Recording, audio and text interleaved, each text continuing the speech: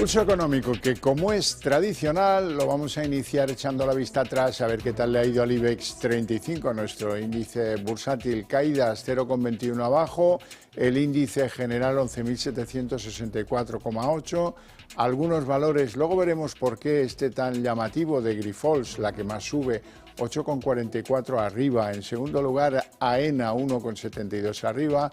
En tercer lugar, el BBVA, que sube 1,66. Y en el lado del rojo continúa la sangría en Inditex, donde no han gustado sus datos del trimestre y bueno, hoy Inditex pierde menos, pero pierden 2,84 abajo. En segundo lugar, el segundo en pérdidas hoy, Solaria 1,69 abajo y en tercer lugar Endesa, que se deja en la sesión 1,62. Y a continuación les voy a adelantar a modo de titulares lo que va a ser, entiendo yo, el meollo de la tertulia de análisis económico, la que mantenemos aquí cada tarde con los mejores expertos para que a ustedes no se les escape un detalle. Bueno, y en esa tertulia hoy, cómo no, tenemos que hablar de la decisión respecto de los tipos tomada por el Banco Central Europeo. Ha caído, como todos decían, un cuartillo. Los tipos de interés quedan al 3% en el tercer recorte consecutivo que hace la señora Lagarde. Como elemento referencial, el euro está al filo de un intercambio 1,05 con el dólar. Y en segundo lugar, lo que algunos creen que puede ser un cambio de diapasón en la crisis alemana. Hasta ahora, el sentido de la crisis alemana, los expertos decían que era una cosa coyuntural, esperaban la reanimación de la economía, de las exportaciones, esto no llega, están a poco de entrar en recesión y el Instituto IFO advierte por primera vez de que, hombre, no sé, a lo mejor esta debilidad se convierte en permanente para nuestra economía y eso pues ha hecho temblar a más de uno. Bien, sin más, les presento a nuestros invitados. Soy don José Ramón Riera, economista, escritor y además impulsor de una web de éxito que se llama Si el Gobierno lo permite. Efectivamente, de momento ahí seguimos, se lo va permitiendo, veremos a ver por cuánto tiempo. Bueno, ¿todo bien? Todo bien. Me alegra. Don Antonio Banda, CEO de Phil Capital, muy buenas tardes. Hola, buenas tardes. ¿Todo bien? Sí, todo en marcha. Muy bien, perfecto. Vamos con la sesión de la Bolsa. Parece que estábamos en tregua a la espera del Banco Central Europeo, pero si se fijan bien, continúa ahondando una moderada corrección de los grandes valores del IBEX, ¿no? Sí, ya es el cuarto día de caídas en la bolsa española. Yo creo que sí que es verdad que estamos esperando pues el cierre de año. Las noticias ya tampoco van a ser no van a ser abundantes. Sí que nos metemos con la bajada que ha hecho hoy el Banco Central Europeo. Nos metemos en un momento que prácticamente ya está todo vendido.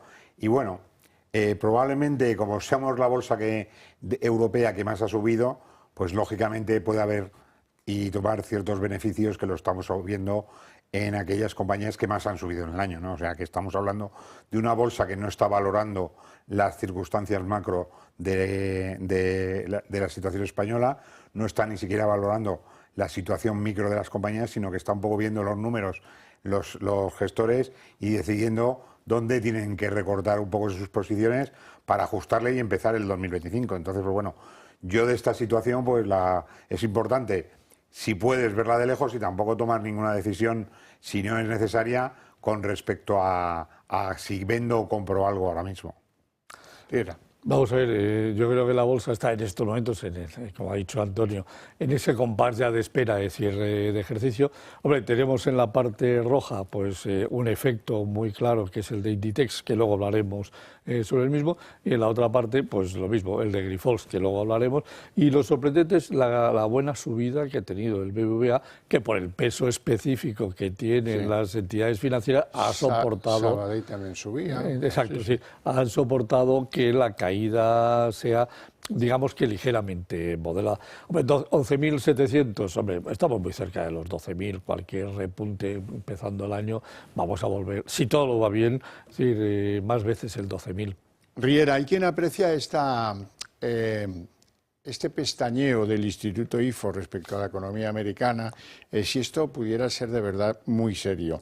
hablan de una debilidad permanente, no algo coyuntural, sino algo que ha venido a quedarse. Sí, vamos a ver, es decir, hay que entender muy bien cómo está, desde el punto de vista estructurada, el Producto Interior Bruto alemán.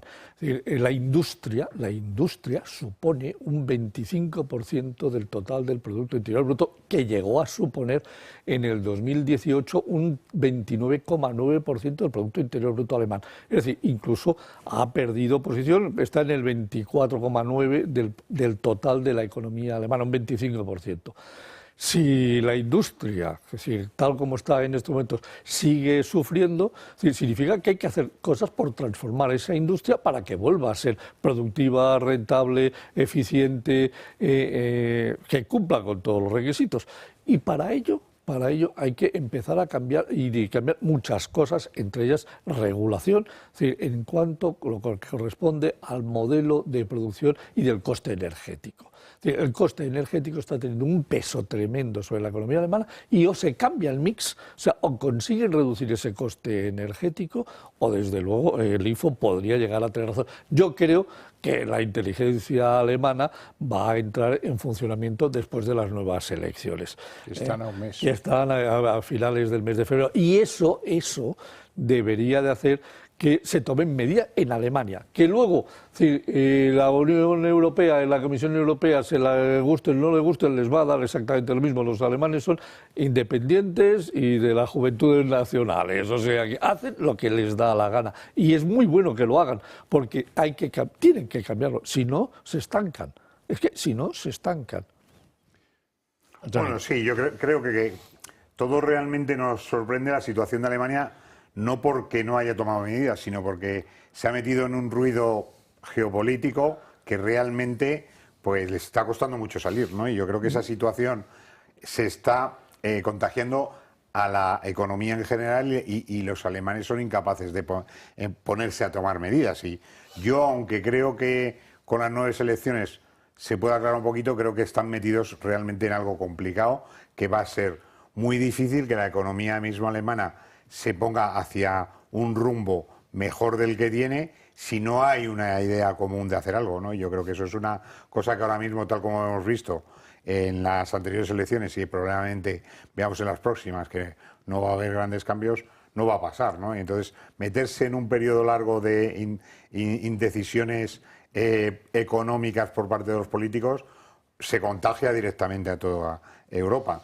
Y Francia está muy fácil de caer, o sea, lo estamos viendo. O sea, al final la situación de nombrar un nuevo primer ministro, que eso lleve a que realmente haya algo de liderazgo para que también la economía francesa pues se ponga rumbo hacia algún sitio, pues tampoco probablemente lo vamos a ver. Entonces, pero los americanos yendo hacia el lado contrario. O sea que el 20 de enero ya ha dicho Trump que él va a poner a tope la máquina. O sea que difícilmente, si no espabilamos, vamos a poder competir con ellos. No se podrá decir que el Banco Central no está poniendo sus medios al servicio de ese renacer de la industria europea. Los tipos de interés han caído hoy al 3%, la tercera rebaja o recorte seguido por el Banco Central Europeo, con un euro al filo del 1,05 de intercambio con el dólar. Vamos a escuchar a Christine Lagarde. El Consejo de Gobierno hoy ha decidido bajar los 3 tipos de interés oficiales del BCE en 25 puntos básicos. La inflación interna se ha reducido, pero sigue siendo elevada debido principalmente a que los salarios y precios en algunos sectores siguen ajustándose a la fuerte subida pasada de la inflación. La noticia del día en términos económicos, Riera. Sí, vamos a ver. Yo creo que la decisión era necesaria. Es decir, el Banco Central tenía que bajar estos 25 puntos. Ahora viene, es decir, cómo responde la inflación en el mes de diciembre, porque en estos momentos la inflación europea media está en un 2,4% en la eurozona. Ojo cómo repunte la inflación, ojo cómo la inflación, como parece prevista, pueda llegar a subir otras 2 décimas, podríamos colocarlos en un 2,6% al cierre de diciembre, y esto significa que vamos a ver al Banco Central Europeo parando la bajada de tipos. Es decir, A mí me parece muy bien que esta bajada, porque es que se necesita acomodar, era totalmente necesaria para acomodar, es decir, la realidad de la economía como está creciendo. Pero como se produzca una subidita un poco más de la inflación, vamos a ver, es decir... algunos corriendo para atrás. Efectivamente. Antonio. La inflación está claro que realmente, porque lo vemos, ¿no? Yo creo que también está pasando en Francia y en Alemania, no está controlada, ¿no? Y al final la bajada de tipos, pues lo que nos dice la teoría es una herramienta importante para intentar que eso no continúe, pero es muy difícil que esta bajada ya nos afecte directamente en este año y probablemente pues acabemos el año con 2 décimas más de lo que tenemos ahora, que al final en torno a 2,6 es un nivel que yo creo que no siendo preocupante para el BCE, es para estudiar qué vamos a hacer y cómo vamos a tomar el 2025 con respecto a una situación comparable de un dólar cada vez más fuerte, aproximándose a la paridad, con una situación de las exportaciones europeas en las que Alemania tenía que encabezar también complicándose mucho qué es lo que está pasando, y con un BCE que está dando unas señales al mercado, y lo hemos visto en la rueda de prensa hoy de la presidenta del BCE, que al final ha transmitido una situación que probablemente van a estudiar lo que va a pasar, que van a ver un poco las circunstancias que nos van a llevar hasta el segundo trimestre, hasta el mes de febrero, porque el BCE ya no se reúne hasta con posterioridad al nombramiento ya de Trump, ¿no? Y Trump, con su llegada, dará una serie de medidas que es a lo que todo el mundo teme, que es el tema de tarifas, que eso sí que puede afectar directamente a la inflación europea y a la situación en general de nuestro crecimiento económico.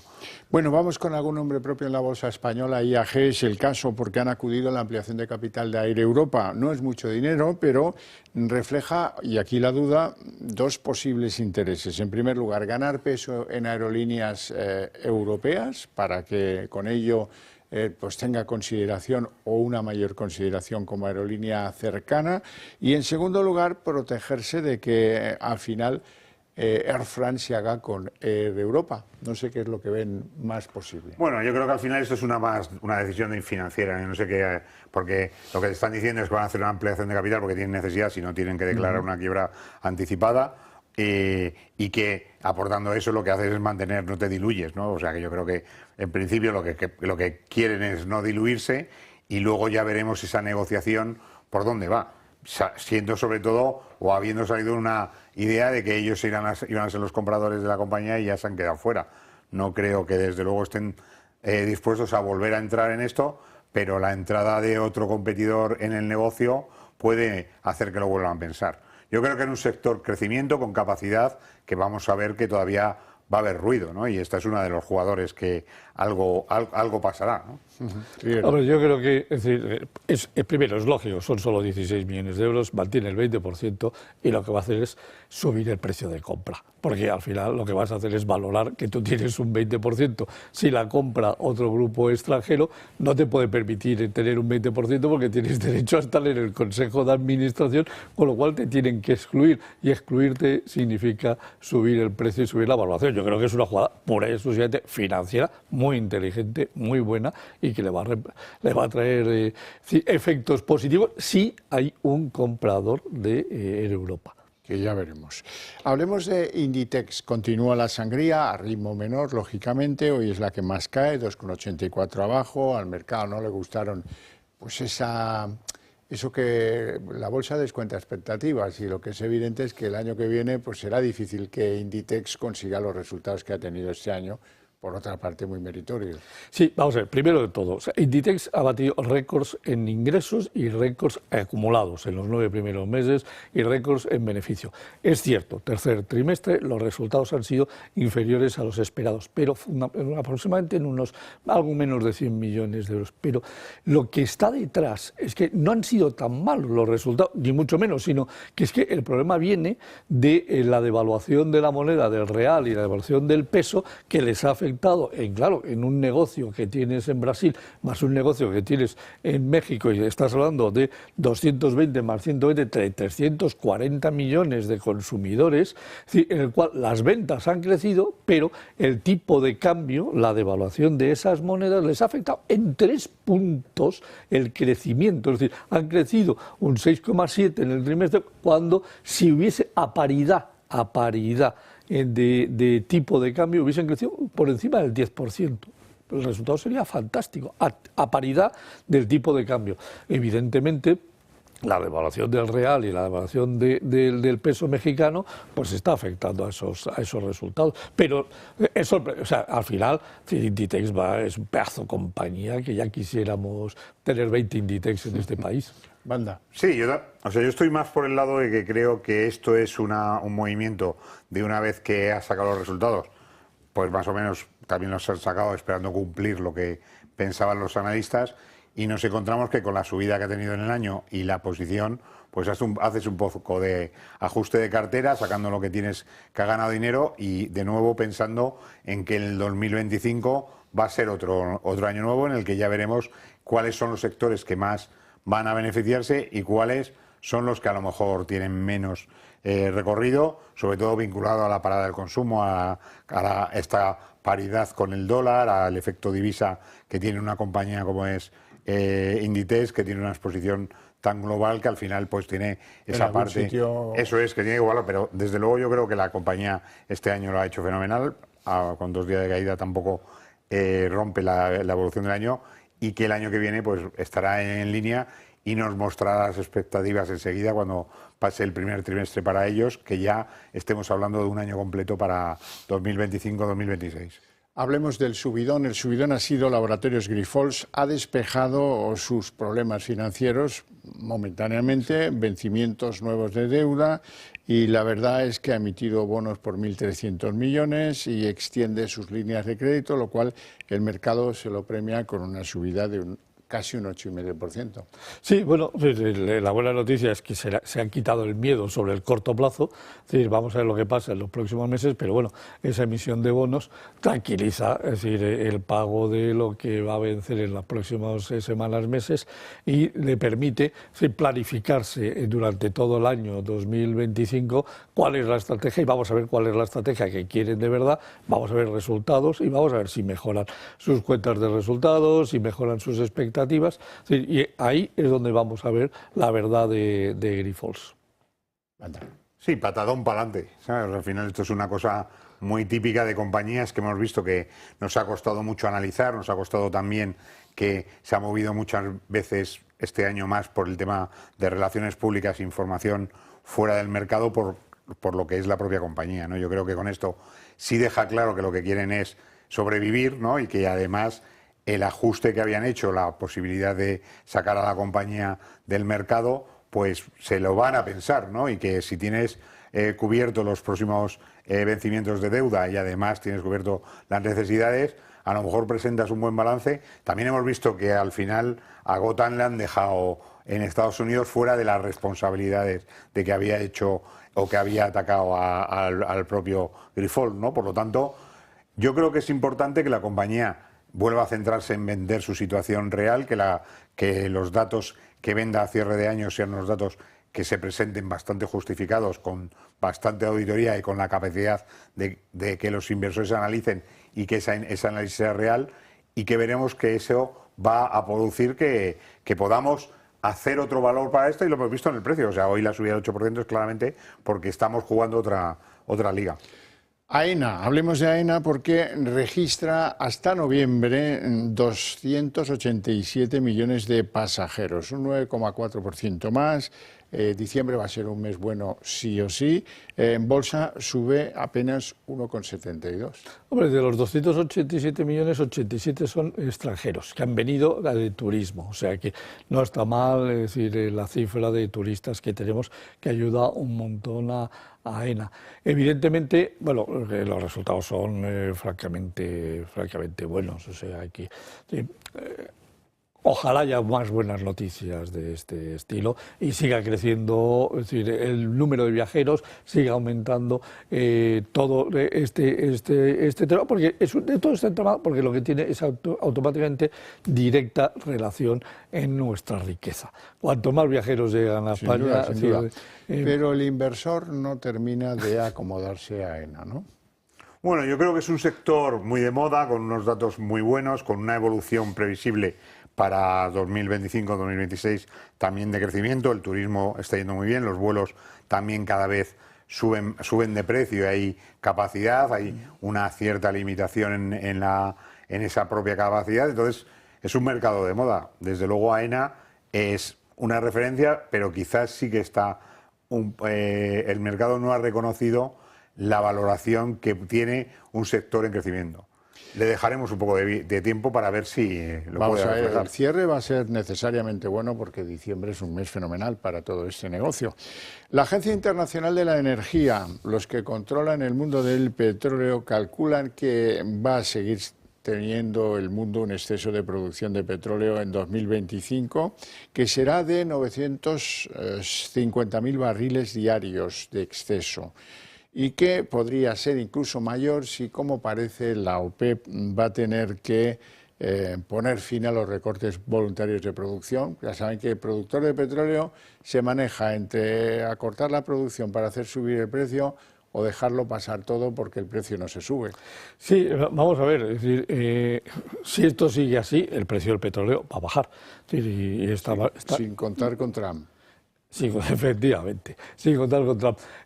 Muchos le echan la culpa a la economía china, él dice que el culpable es la economía china, que la economía china no va bien, que la economía china tiene problemas y por eso está dejando de consumir petróleo. Es decir, yo creo que hay un gran error. O sea, la economía china lo que está es diversificando su modelo energético y lo está haciendo francamente bien. Es decir, y ha llegado al máximo de petróleo de lo que quiere consumir, sigue teniendo todavía, porque a él le importa un pepino, es decir, el tema del CO2, sigue teniendo capacidad para meter carbón todo el que quiera y además, es decir, Australia le está suministrando todo el carbón que pide, pero además está diversificando a otras energías que son no solamente las energías verdes, sino, es decir, la energía nuclear. Con lo cual está buscando un mix, es decir, que le deje muy tranquilo en su economía de producción y que no tenga, porque ha aprendido una cosa de los alemanes, de los errores de Alemania, y los chinos son muy listos para esto, es decir, y entonces llevan tiempo planificando, es decir, aumentar el mix de la energía nuclear, el mix de la energía renovable y parar la energía a través del petróleo porque es la que más fluctúa y no tienen control. De la otra sí la controlan ellos. Anda. Sí, yo creo que en definitiva también la OPEP ha perdido su sitio, ¿no? O sea, antes era referencia y marcaba un poco los objetivos, la producción, el precio. Ahora hemos visto que con un petróleo por debajo de los $70, pues no pasa nada y que en vista de lo que va a hacer Trump, que va a ser producir, probablemente el objetivo no está en ver los 80, ¿no? A lo mejor nos podemos acercar, como he visto en algún análisis esta semana, hasta los $40 barril, que eso sí que es dar crecimiento. A los chinos les vendría fenomenal, pero a los americanos mucho mejor y al resto del mundo, pues claro, un petróleo barato no amarga a nadie, pero ellos tampoco van a imponer restricciones haciendo y teniendo superproducción para evitar no producir, ¿no? O sea, bueno. Sí, bueno, estamos llegando al final del programa. Déjenme felicitar a Javier Milei. Muchos dudaban de que pudiera conseguirlo, pero el IPC, el índice de inflación mensual en Argentina, se ha enfriado hasta el 2,4%. Eso supone tener un índice de precios, un índice de inflación comparable, homologable perfectamente en Europa. Sí, pero fíjate además, es decir, lo que no se dice, solo alimentos ha crecido un 0,9. O sea que aunque el índice de precios ha crecido un 2,4, los alimentos, que es donde más está doliendo al día a día, es un 0,9 de crecimiento. Bueno, no tenemos tiempo para más. Como decía antes, si acaso para agradecer a estos dos caballeros su presencia en el programa y sobre todo sus opiniones y a ustedes su interés por el programa desde sus hogares. Pero para ustedes tengo premio. A la vuelta de publicidad, la redacción abierta.